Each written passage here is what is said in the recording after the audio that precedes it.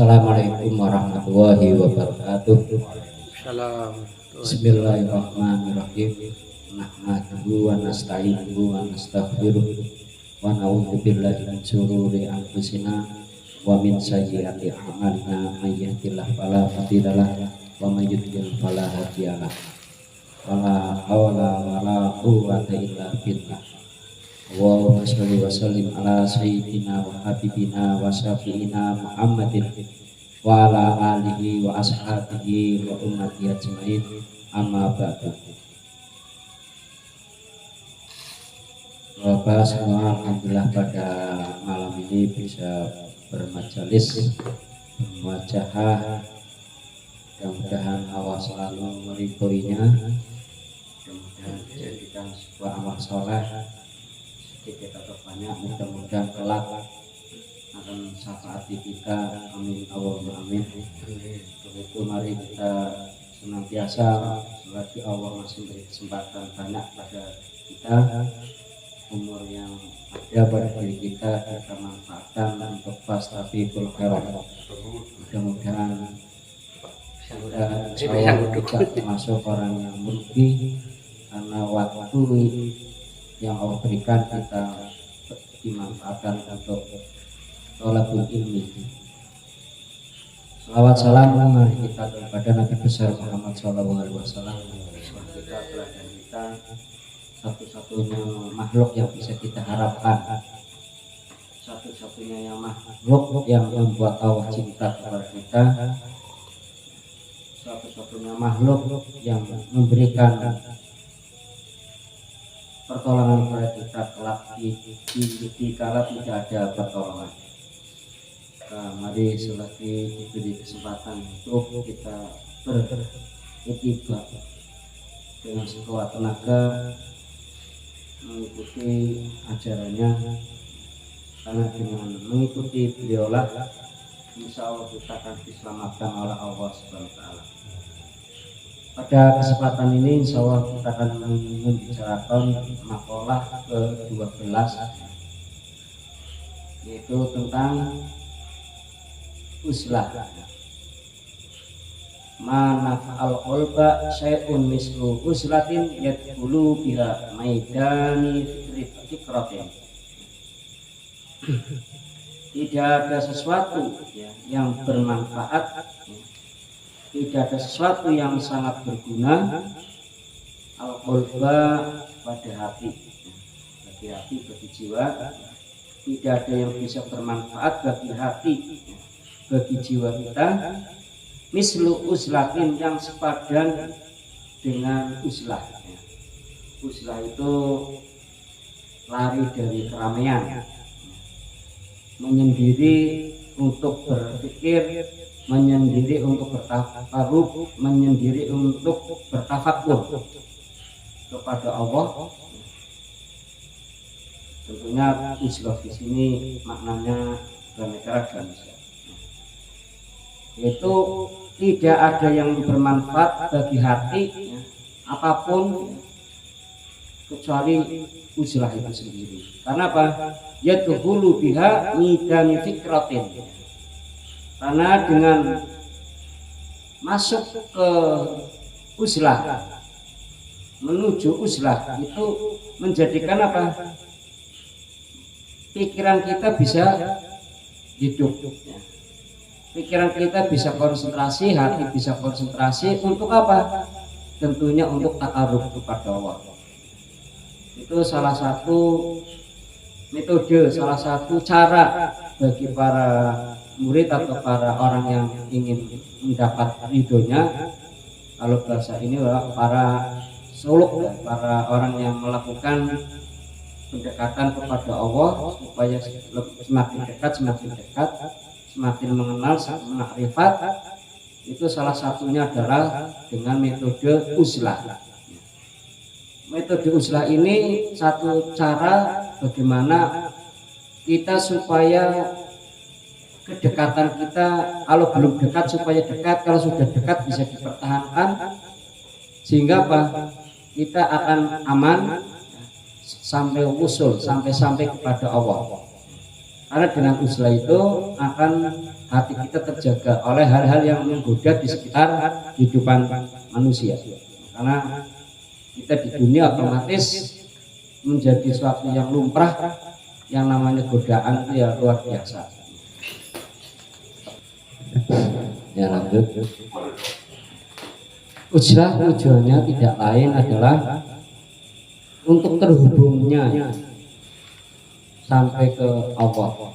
Kalau yang sudah bisa makrifat, supaya kemarifatannya lebih tajam, intinya supaya istiqomah dalam ketaatan. Dengan tadi uzlah itu mampu menjadikan apa? Menjadikan berpikir, bertafakur, yang akhirnya apa? Menemukan ketakdiman kepada Allah Subhanahu wa taala. Ya.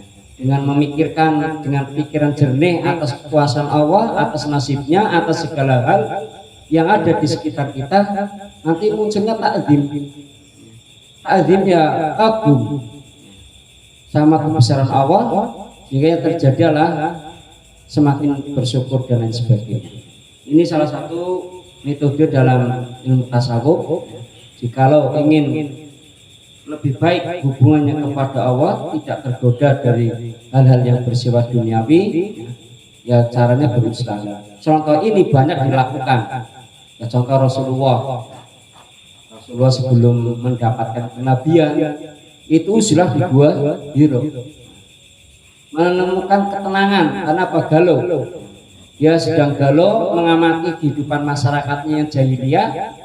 Dia tidak bisa menemukan solusi bagaimana caranya, maka dia beruzlah, bertafakur, berzikir dan lain sebagainya. Akhirnya Allah memberikan petunjuk. Begitupun ulama besar Hasan Al-Basri. Ini dulunya sebelum uzlah sampai 40 hari, dia adalah seorang Mu'tazilah. Orang Mu'tazilah kalau saya orang liberal, Islam liberal. Nah, dia sudah jadi ulama besar, ulama Mu'tazilah. Namun karena merenungi sesuatu yang dalam hatinya kurang pas, dia sampai tidak keluar pada masyarakat, hanya berdiam diri di rumah, tentunya hanya menjalankan ibadah. Itu merenung sampai 40 hari dan uzlah.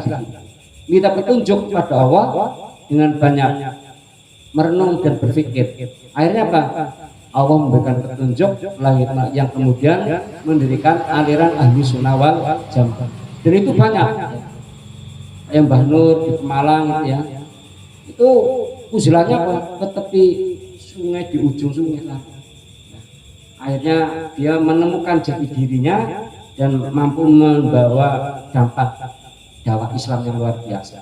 Dan contoh para wali-wali seperti Imam Wali itu kali jaga dan lain sebagainya, tidak lepas dari uzlah.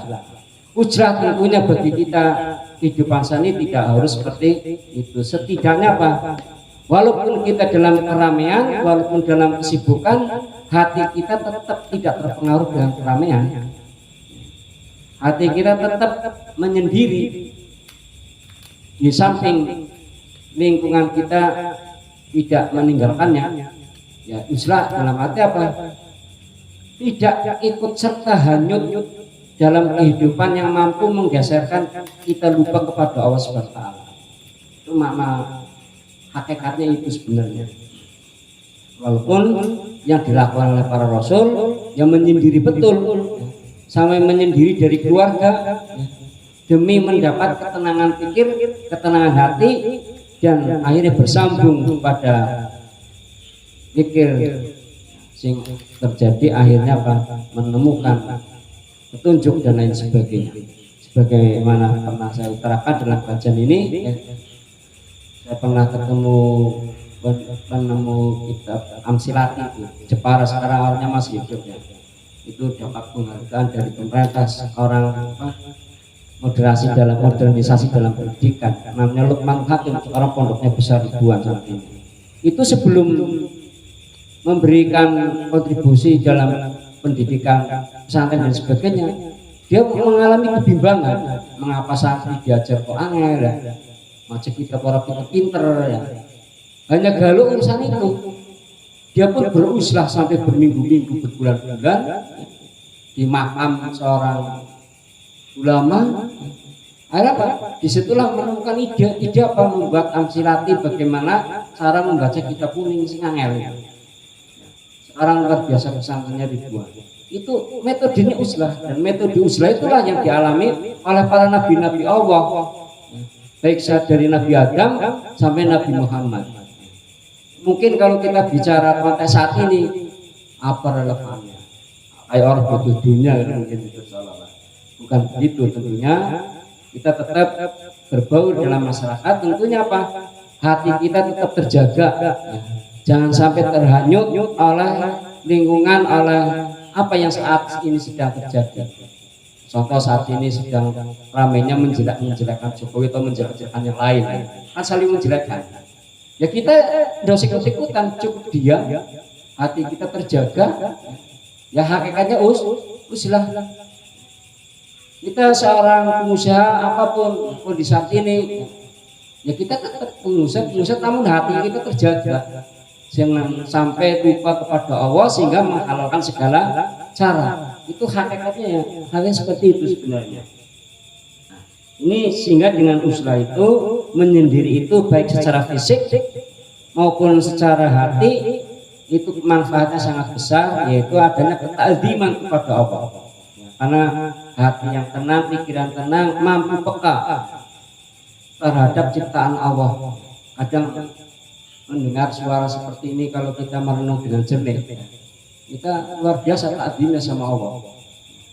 Tapi kalau pikiran kita hanyut dalam urusan dunia, apapun keindahan di sekitar kita, ya nggak ada apa-apanya seolah, dan lain sebagainya. Kesehatan kita yang nikmat, kalau kita renungkan, kita pikirkan sehat, luar biasa kesehatan kita. Tapi kalau hati kita sibuk urusan dunia, sehat pun seolah-olah nggak ada apa-apanya. Sehingga apa? Yang akhirnya kufur nikmat. Ini yang sering terjadi saat ini dalam kehidupan nyata. Orang sudah hanyut, gampangnya hidup 24 jam terfokus urusan dunia semata. Sampai-sampai sholat, walaupun fisiknya sholat, ya pikirannya ke dunia, ya.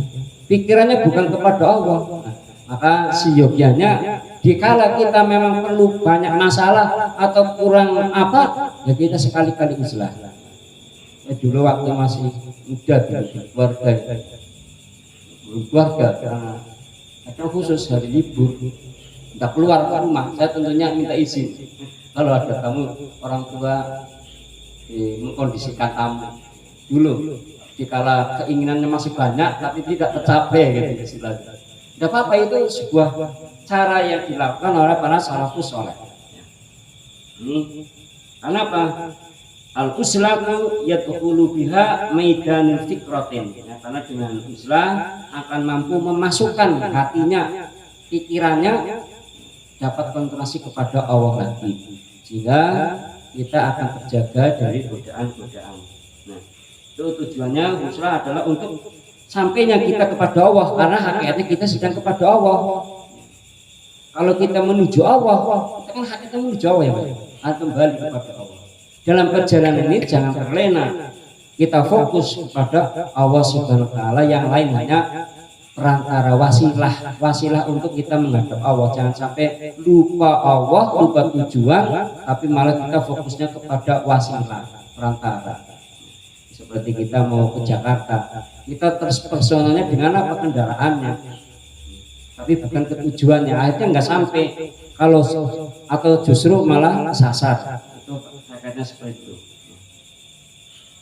Sehingga itu hasil akhirnya adalah ta'zim kita semakin tinggi, keyakinan kita semakin kuat, ketakwaan kita semakin tak tergoyahkan oleh godaan. Bahayanya tentunya banyak sekali. Kalau kita tidak mau uzlah, tentunya tidak bisa disamakan, ya. Kita uzlah ke Gunung Slamet, malah kita dolim kepada orang lain yang ada hak wajibannya terkait dengan urusan kita. Maka setidaknya secara hati kita tetap jangan sampai hanyut oleh ramainya hidup pikuk dunia ini. Maka dalam hal ini Rasulullah SAW seorang teman itu penting. Maka dalam hadis, agama seseorang itu ya cerminan dari temannya. Kalau temannya baik, ya insya Allah baik. Kalau temannya suka, mampu menjaga hati, mampu menjaga amanatan Allah, ya insya Allah sama dengan temannya. Maka dalam ini perumpamaan Rasul, teman yang tidak baik bagaikan pandu besi yang membakar besi. Jika kamu tidak terkena oleh percikan api, walaupun tidak kena percikan api, setidaknya kena bau tidak enaknya oleh besi itu. Itu kata Rasulullah dalam hadis. Maka kaitannya ini mampu menjaga hati, mampu konsentrasi menuju Allah, ya cari teman yang baik, yang mampu mengarahkan, sama-sama menyadarkan supaya tetap selalu menuju Allah Subhanahu wa taala. Perbuatan kita terjaga, perbuatan yang membuat Allah tetap ridho, bukan sebaliknya perbuatan kita yang tidak ridho.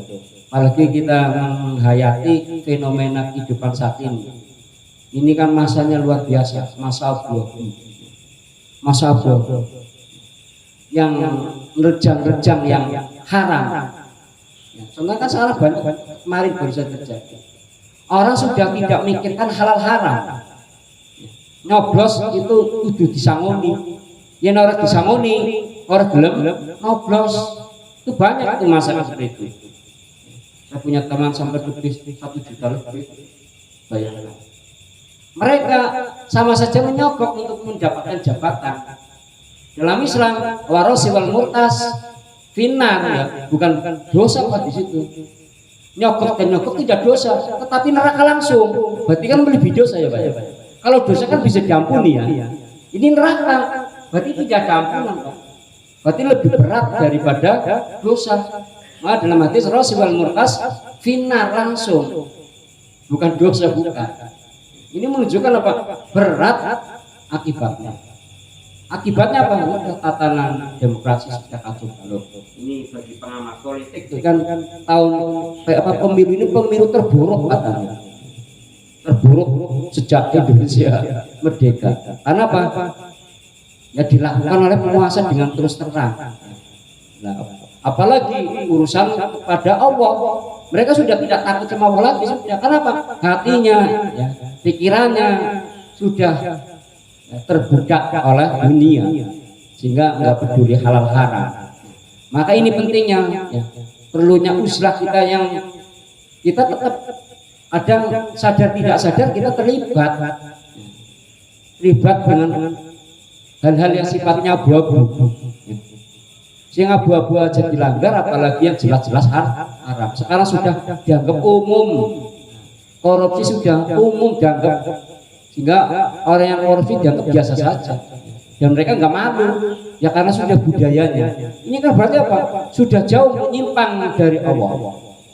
Dia lupa sedang apa di dunia ini.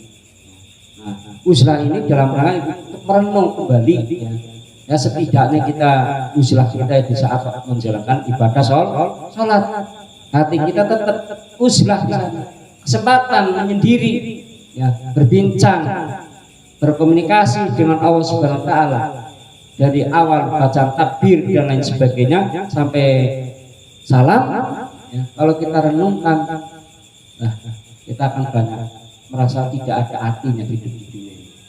Nah, usaha itu tujuannya ke situ, menyadarkan diri, ya, supaya kita tetap fokus berhubungan kepada Allah dalam rangka mencari ridho Allah, jangan sampai tergoda hal-hal yang sifatnya sepele. Memang dunia itu indah, dunia itu membuat orang takjub. Maka dalam surat Al-Hakumut, ya, Al-Hakumut takasur. Silahkan kalian mencari atas sampai ya terhitung, tapi hatta zurtumul maqabir, baru nanti sampai kuburan isinya penyesalan. Kenapa? Apa yang diusahakan di musik abu-abu diterjang, haram diterjang, bermati ya sudah selesai. Urusan dunia sudah tidak ada artinya. Orang yang dulu dikagumi pun sudah nggak kagumi. Kekuatannya 1 bulan ya Pak, keluarga masih sedih, masih baca Fatihah, baca tahlil, kekuatannya sebulan, bersebulan ya wis, orang kamu ngutang urusannya berubah lagi. Makanya ini dunia itu fitnah. Apa?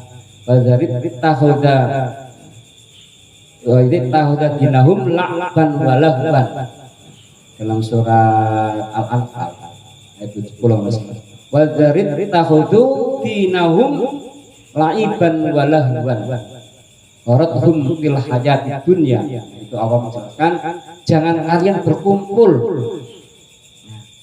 jangan kalian mengambil orang-orang yang suka mempermainkan agama.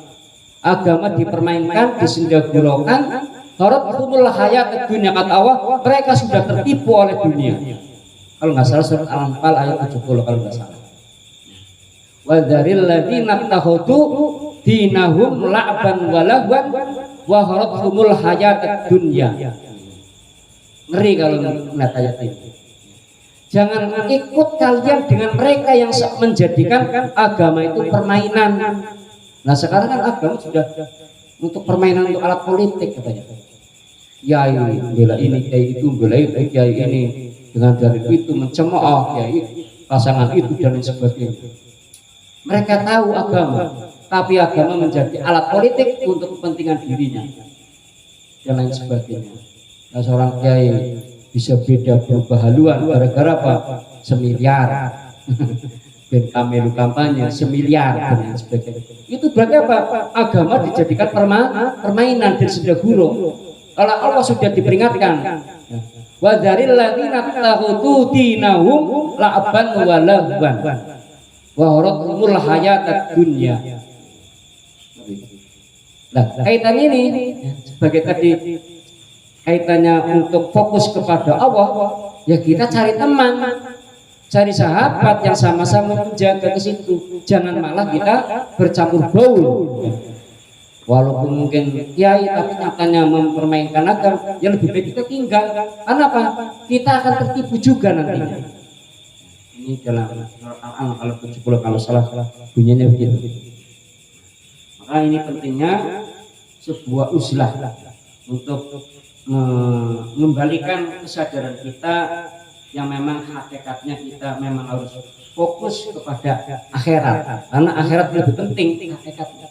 Dunia kan hanya sementara, seperti kita ini tahu-tahu sudah 50 lebih Pak. Perasaannya kan lebih bingi gitu Pak. Perasaannya aku makin mungkin itu bilang kan sedela ya. Oh nyukulnya jebule wis tua, berarti sebelah mani. Nah, kalau kita tidak sadar ya kita akan tertipu lagi.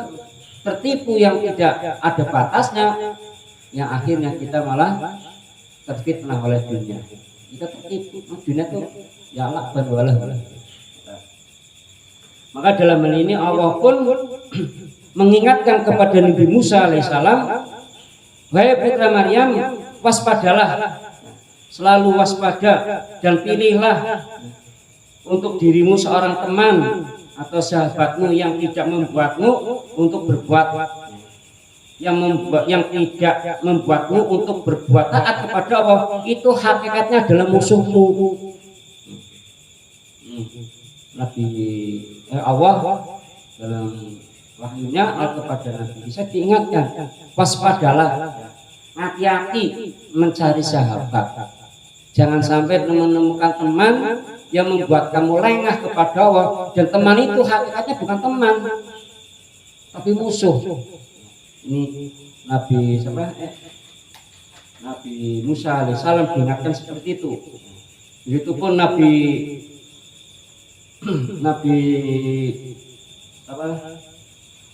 ingatkan juga Nabi Isa, janganlah berteman dengan orang yang mati, niscaya hatimu akan mati juga. Ketika ditanya oleh orang lain siapa orang yang mati, itu Nabi Musa menjawab, mereka yang fokus kepada dunia semata. Orang yang fokus ke dunia semata lupa akhir, hakikatnya mati di hadapan Allah.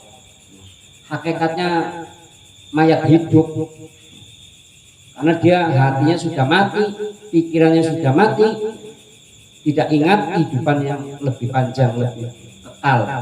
dan yang lebih ganas lagi, dia tidak sadar dirinya siapa, diri makhluk yang kelak segala sesuatu akan dipertanggungjawabkan. Ini Nabi Musa alaihissalam diingatkan oleh Allah SWT. Begitupun Nabi Dawud alaihissalam diingatkan oleh Allah, mengapa hai Dawud kamu menjauhkan diri dari makhluk? Jawaban Nabi Dawud adalah untuk mendekatkan diriku padamu. Maka Allah berfirman, wahai Daud, waspadalah selalu dan pilihlah untukmu sahabat dan tiap sahabat yang tidak membantu untuk taat kepadaku, maka itu hakikatnya adalah musuhmu dan akan menyebabkan membeku hatimu serta jauh dariku. Ya, otomatis kalau kita menggembul orang yang membanggakan harta sedikit demi sedikit, kita pun akan merasa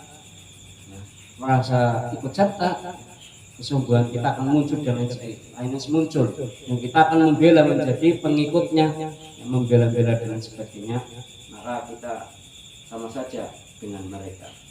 Kan dalam ini ya, Sahal atau Sari, seorang ahli tasawuf, mengatakan kebaikan itu terhimpun dalam 4 macam. Kebaikan itu terhimpun dalam 4 macam, tentunya yang lain seperti ketaatan tetap taat kepada Allah, ini yang menjadikan nilai lebih di hadapan Allah. 4 hal ini selain ketaatannya wajib, sifatnya wajib ditaati, ada 4 hal yang menjadikan nilainya tambah luar biasa di mata Allah Subhanahu wa taala, yang tentunya nanti akan menjadi kemuliaan di dunia juga. Pertama apa? Yang akan kalau kata beliau malah dari 4 itulah ya, akan yang membawa sifat kewalian seorang hamba. Kalau saya hati memang iya, seorang wali itu kalau mau 4 ini ya insya Allah jadi wali. Saya pernah diberitahu oleh guru saya, aslinya pengen jadi wali itu gampang, ngamalnya kitab Sulam Taufik. Pernah dengar kitab Sulam Taufik ya? Ya kitab tipis itu, intinya tentang tauhid kepada Allah, karena bisa itu aslinya. Tidak harus ilmunya banyak jadi wali, tidak harus ilmunya banyak, tidak harus paham fikih secara dalam, tapi yang penting apa ini ya, ini dia kata Sahal At-Tustari radhiyallahu anhu berkata, kebaikan itu terhimpun dalam 4 macam, dengan itu tercapailah derajat wali, di samping tentunya kewajiban-kewajiban yang lain. Pertama Pak, suka lapar. Salah satu dari 5 tambah iya kan ruwiyah pengiru kan gitu ya, maksudnya lapar, sering puasa, maksudnya mendekatkan diri kepada Allah dengan lapar, puasa tentunya di sini ya. Yang kedua diam, tidak ikut serta bicara atau berpola yang membawa lupa kepada Allah. Nah, salah satu sifat yang bisa mematikan hati adalah suka tertawa. Dalam hati itu orang yang suka tertawa sesudah gura itu justru mematikan hatinya tidak peka akhirnya. Maka lebih baik diam, tidak ikut serta bicara, membicarakan orang lain. Diam di sini tentunya tanda petik diam yang menjaga keselamatan. Jika tidak diam membawa tidak selamat, ya suka seperti hibah dan lain sebagainya. Kita kan kalau kumpul ya otomatis Pak ya, bicarakan si A si B si A si B, ya diam di sini ya, maksudnya ya kita lebih baik di rumah aja daripada kumpul tapi malah nggak ada manfaatnya, itu lebih baik. Nah, seorang wali itu ya memang karakternya suka diam, hanya bicaranya bicara zikir, bicara dakwah. Wali kan hanya itu. Yang ketiga menyendiri. Nah ini maksudnya uzlah. Rata-rata wali suka uzlah, baik uzlah dalam arti fisik maupun uzlah dalam arti hati rohani. Yang keempat bangun tengah malam. Nah ini sulit itu kepekerjaan para wali rata-rata itu Pak, kalau diringkes, di samping ketaatan pada perkara-perkara yang memang telah diwajibkan. Maka 4 hal inilah yang harus menjadi renungan kita. Maka Rasulullah Shallallahu Alaihi Wasallam bersabda mengkhawatirkan terhadap umatnya, ahsama husaitu ala umati abirul batni wa muda wa naum wal aslu wa dha'ful yakin. Ada sesuatu yang sangat ditakuti oleh Rasul terhadap umatnya. Yang pertama adalah kabirul batni. Kabir itu membesarkan perut. Membesarkan perut maknanya adalah apa? Hidupnya selalu fokus pada dunia. Gerangsang urusan kekuasaan, gerangsang urusan dunia, gerangsang urusan segala yang kaitannya dengan keduniaan. Dibatnya kabirul batni itu maksudnya maknanya itu bukan berarti perutnya yang besar, tapi dalam ini fokusnya hanya melulu dunia melulu. Dunia segala-gala ukurannya dunia. Ya itu. Wisuk koruptor itu wis sugih Pak. Wong sugih sih di jalan ben iya oleh masukan-masukan terus. Wis berkuasa jadi presiden, iya ben keturunannya jadi presiden. Walaupun melakukan dengan kecurangan. Itu maknanya ini ya. Kabirul batni, perutnya besar.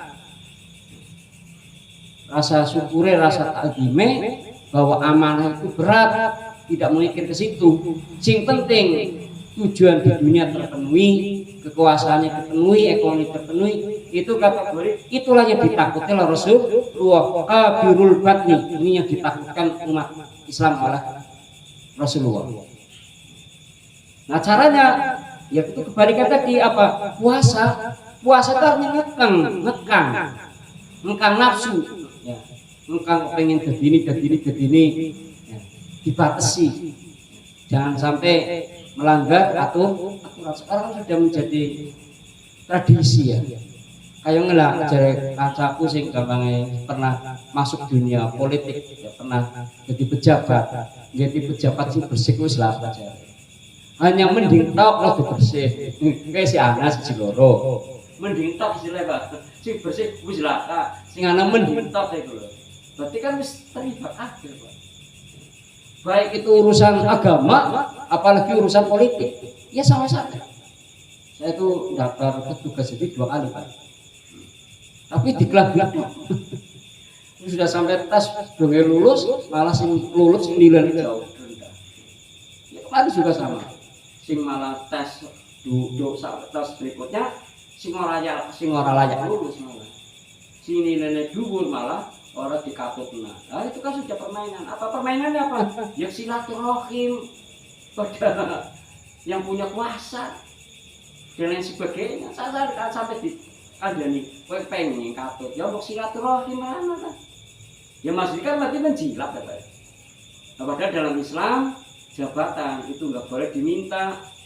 Nah, Rasulullah sudah mengingatkan. Ya, jangan sampai meminta jabatan.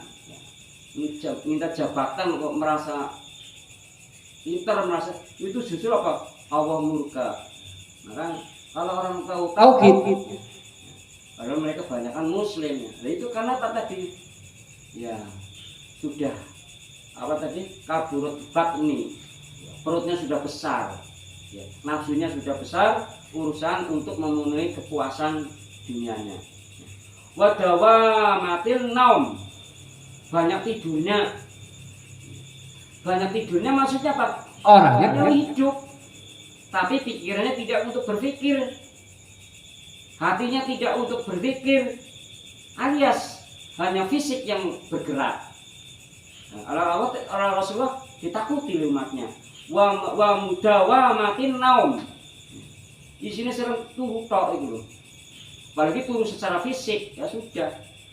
Berarti hidupnya hanya melalaikan kewajiban-kewajiban Allah.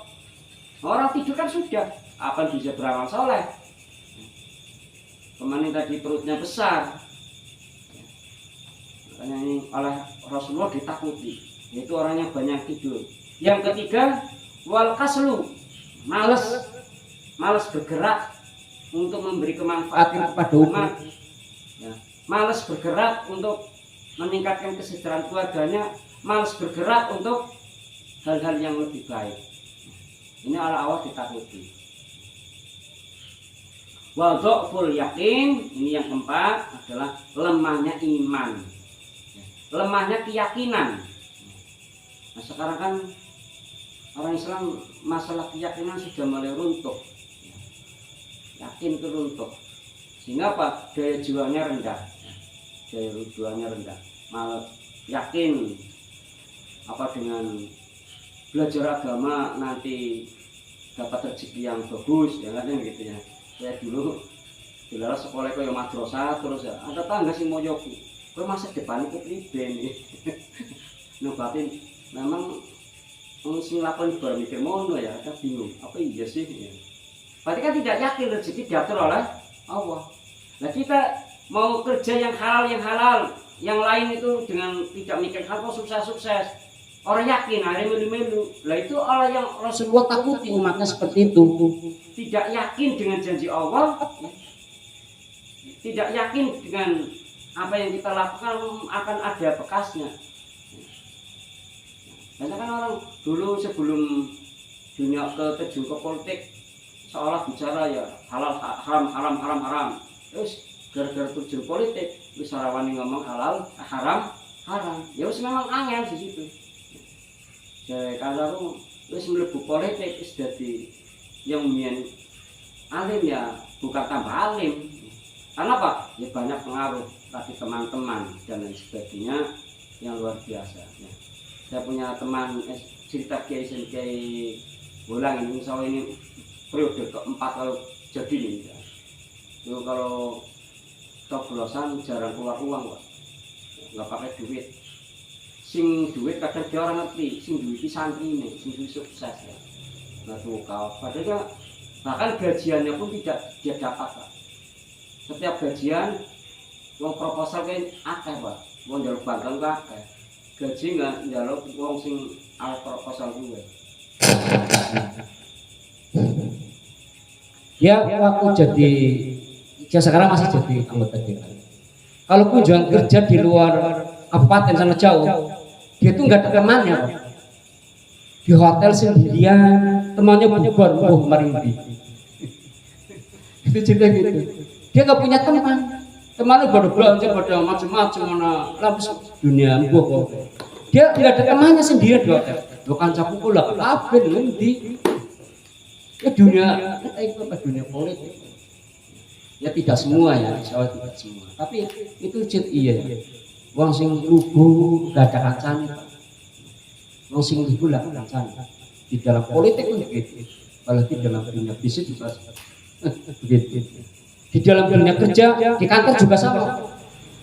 Orang lugu ya harus yakin luguannya itu memang mempertahankan prinsip. Insya Allah Maha mengetahui. Kalau memang jabatan kau bisa awet, ya tetaplah lakon. Ya dulu waktu jadi CPNS semua kaget, Pak. Wong Kemenang itu kaget, Pak. Teman-teman, kok bisa sih samburi diterima? Karena jangan kenal Pak Nandang ya, yang dari sana ya. Itu teman saya dulu vokal, malah demo kantor, Pak. Di backlist, Pak. Kok bisa diterima ya? Gustawa sing kuasa ya. Kadang ini keyakinan. Kalau yakin, insya Allah ya, orang yang berjuang kayak Hamas, dia tetap tak bergeming ya. Walaupun bom telah menghancurkan ya, tak bergeming karena yakin kemenangan kekalahan itu ada ketentuan Allah, yakin. Mereka keluarganya mati, dia tetap yakin ya, matinya tidak sia-sia. Coba kalau tidak seperti itu, lebih baik mengungsi atau apa ya? Silahkan Palestina dikuasai Kisan. Tapi karena punya keyakinan ini menjaga masjid Allah, Masjidil Aqsa, matinya tidak sia-sia, maka membuat Eropa, Israel pusingnya luar biasa. Padahal sing terbunuh sampai 23.000 orang. Tapi pejuangnya tak bergeming. Kenapa? Ada keyakinan yang kuat membela agama Allah itu ada jaminan oleh Allah. Kalau nggak ada jaminan, ya sudah umat Islam lemah kabeh. Diserang musuh ya wis benelah engkau penting aman selamat. Jadi itu kan orang-orang yang berjuang berdakwah kalau tidak punya keyakinan, Pak, ya sengsara. Karena itu daerah-daerah terpencil. Tapi karena yakin Allah nanti akan mengaturnya, ya, semuanya berjalan baik. Itu salah satu yang Rasulullah takuti terhadap umatnya, dan ini semua bisa terwujud manakala kita sewaktu-waktu beruzlah, tentunya tanpa mengganggu urusan kewajiban kita di tengah kehidupan ini. Kalau tidak mampu, ya malam sisihkan 1 jam, masa nggak bisa? Sebulan orang bisa, ya seminggu sekali, ya seminggu sekali, ya sebulan sekali. Ya, kita seyogianya umat Islam ya minimal sebulan sekali lah, ya, tahajud, ya, aja nanti kosong belum. Kalau kosong belum, artinya peteng, ya, orang peka, ya, kekuasaan Allah di sekitar kita tidak tahu, ya, kasih sayang Allah di sekitar kita tidak tahu, karena hati kita sudah mati, ya, maka sebagaimana tadi, ya, hakikatnya akan mematikan kita. Kalau kita berteman dengan orang mati, maksudnya mati hati, kita pun akan ikut mati. Maka carilah teman yang mampu menyadarkan, menghidupkan hati kita untuk selalu bertakarub kepada Allah Subhanahu wa Ta'ala. Ini hakikatnya uzlah, hakikatnya seperti itu. Bukan berarti meninggalkan kewajiban-kewajiban duniawi, bukan, tapi tujuannya untuk merenung, berpikir, menyadarkan kita mau kemana, sehingga kita sadar betul, selalu bertakarub, selalu menjaga ketaatan kita yang sedang jalan, jangan sampai pudar, ya, sehingga pada akhirnya dengan usaha itu akan takzimnya rasa hormat, rasa tidak ada artinya di hadapan Allah, sehingga yang muncul adalah kita tetap, ya, bertawadu kepada Allah, dengan taat kepada Allah. Itu hakikat tawadu di situ, bukan semakin jauh. Itu harapan uzlah. Salah satu metode dalam dunia tasawuf adalah uzlah. Tujuannya itu tadi, bukan berarti ajaran Islam suka menyendiri, tidak peduli lingkungan, enggak. Para pelaku uzlah itu tidak seperti itu. Rasulullah ya uzlah di saat tertentu. Seperti tadi Hasan Al-Basri, hanya 40 hari begitu ya selesai, ya tetap menjalankan amanah-amanah dakwah, amanah-amanah lain duniawi juga. Banyak, ya, contoh-contoh hal ini panjenengan sudah paham, ya, perilaku orang soleh, ya. Saya dulu di Banur, saya sampai 2 kali ke sana, ya. Ya, rumahnya Pak di pinggir sungai, jauh dari masyarakat, ya. Tapi karena keistimewaan, keyakinan kepada Allah, ya, dia tetap berdakwah. Hanya apa? Orangnya datang ke situ, tidak perlu kemana-mana, ya. Rezekinya datang sendiri dan lain sebagainya, karena yakin rezeki yang mengatur Allah. Uzlah pun tidak mengurangi rezeki. Ini kadang orang, wah, umat Islam berarti mengajarkan kemunduran, tidak peduli lagi. Ini ada seperti itu mang uzlah. Bahwa yang saya hormati, itu sebuah gambaran salah satu metode bagaimana menjaga hati pikiran kita untuk selalu fokus, jangan sampai terlena. Setidaknya walaupun sedetik, jangan sampai ruh kita, nafas kita keluar tidak ada nilainya. Setidak ada nilai zikirnya, setiap nafas kita ada zikirnya Allah. Allah. Maka mari kita dengan pemahaman ini, apa salahnya sambil nyapu, sambil kerja, mulut kita tidak lepas dari kalimat zikir, apalagi hati. Berarti hakikatnya kita uzlah, Pak, ya. Tidak terlena, hati kita terjaga terus untuk selalu fokus, ya, sampai kita menemukan kemuliaan di situ, ya. Oleh Allah kita diberi sebuah anugerah yang mampu lebih dekat lagi kepada Allah. Apa itu? Yaitu terbukanya hati kita atau basirah kita. Dengan usaha itulah akan memudahkan itu.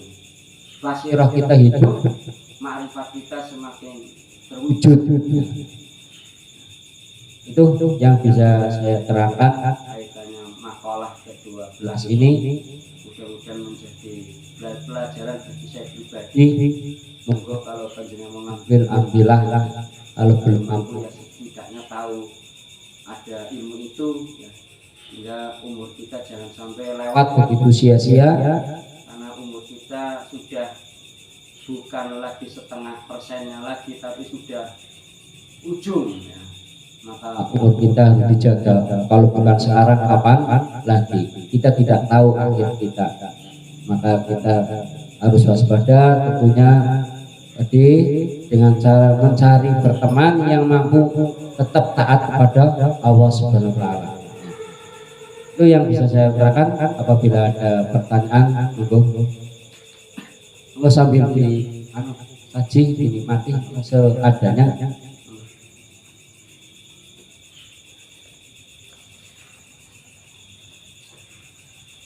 Ini kan ada sahabat-sahabat itu kalau dia janji-janji itu nggak ditepati itu, terus itu kan ada yang kalah dikasih duit kan, nah itu gimana itu hukumnya itu? Ya. Bisa Janji itu hutang, ada dalam surah Al-Baqarah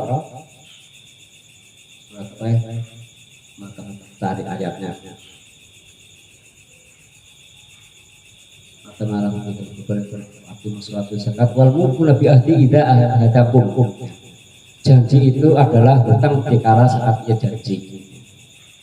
Janji kepada masyarakat nanti kalau menjabat yaitu hutang pak harus dilunasi. Kalau enggak berarti tidak amanah. Itu dosa. Sedangkan kaitan capres-capres oleh duit itu jelas pak, ulama sudah mengharamkan. Ini kalau nggak salah saat sebelum coblosan namanya niam itu apa? Itu sudah mengeluarkan fatwa bahwa memberi